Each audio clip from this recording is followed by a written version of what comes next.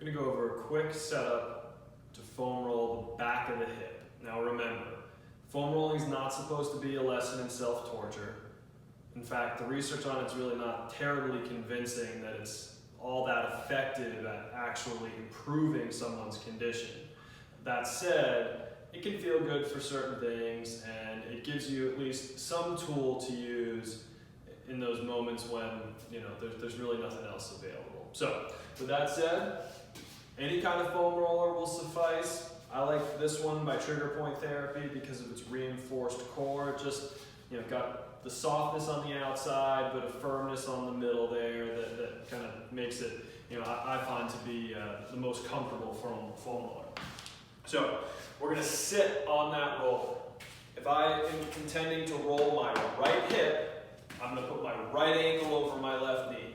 My hands are on the ground behind the roller. I'm going to lean slightly toward that right side. Immediately, I start to feel some pressure into all that musculature on the back of the hip. If I lean farther, I dictate pressure to slightly different areas on the back of that hip.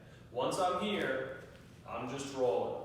Maybe coming back toward the middle a little bit, leaning back toward the side more. Ultimately, just feeling around, assessing for where I perceive some tension. Once I find some tension, I'm going to work into it a little bit.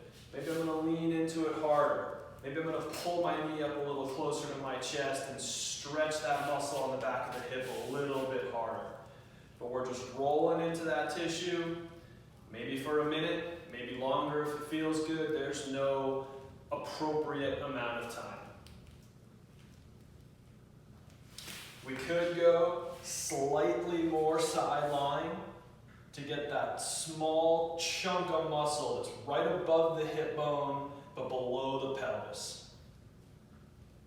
For the most part though, the real money of this sort of positioning is going to be this ankle over knee, hip rotated position, so to speak, whereby these muscles back here are in a slight stretch and away we roll.